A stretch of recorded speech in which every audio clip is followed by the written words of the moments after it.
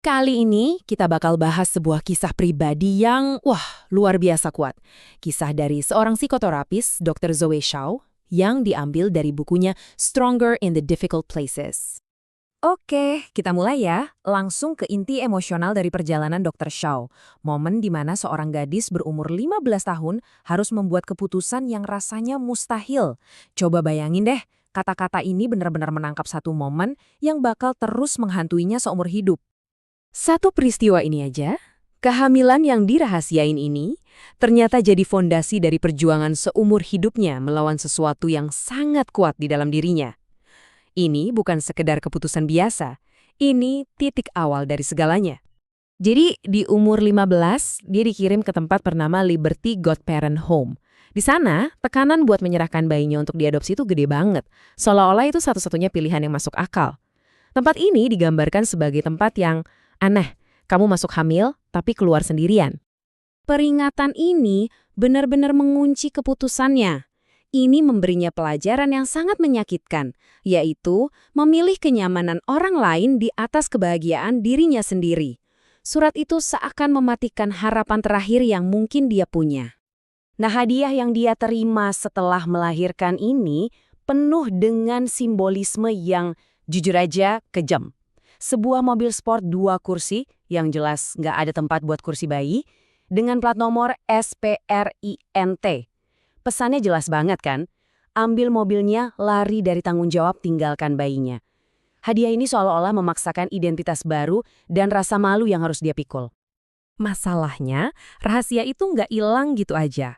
Rahasia itu tumbuh jadi sesuatu yang Dr. Shaw sebut sebagai rasa malu yang kompleks. Ini nih inti dari gimana trauma masa lalu itu terus hidup dan berkembang di dalam diri kita. Jadi ini bukan sekedar rasa malu biasa ya. Ini adalah perasaan yang mengakar kuat bahwa diri kamu itu cacat secara fundamental gara-gara masa lalu. Keyakinan bahwa, coba aja dulu aku beda, pasti semua ini nggak akan terjadi. Rasa malu yang kompleks ini akhirnya memicu semacam perang batin antara dua suara di kepalanya.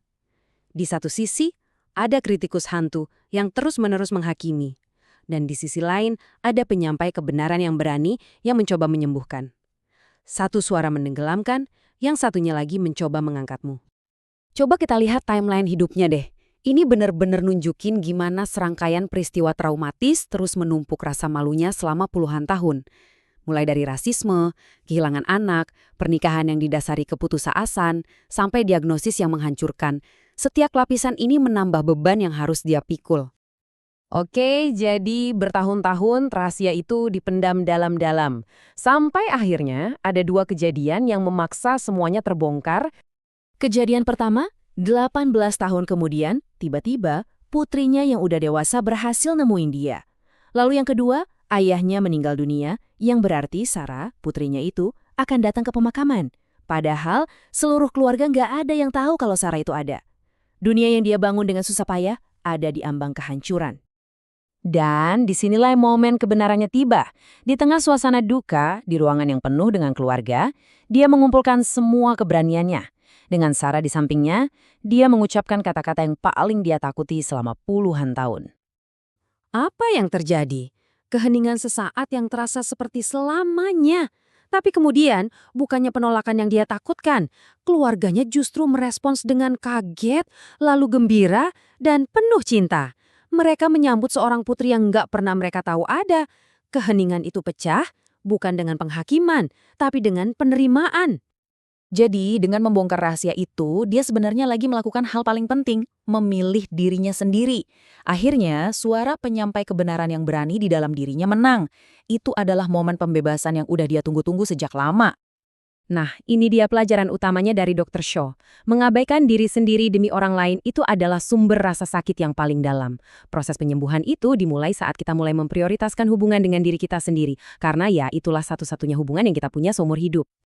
Dia juga ngasih kita semacam panduan praktis loh buat penyembuhan.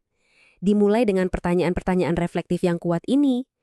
Pertanyaan ini ngajak kita buat jujur sama diri sendiri dan mencari tahu di bagian mana aja kita mungkin udah ninggalin diri kita sendiri di masa lalu.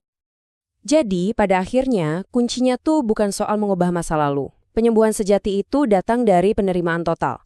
Dengan menerima apa yang udah terjadi, barulah kita bisa benar-benar bebas buat menciptakan masa depan yang lebih baik.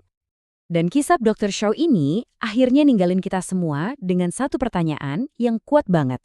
Sebuah tantangan untuk kita semua buat melihat ke dalam hidup kita masing-masing, menemukan keberanian untuk sembuh, dan yang terpenting, untuk akhirnya memilih diri kita sendiri.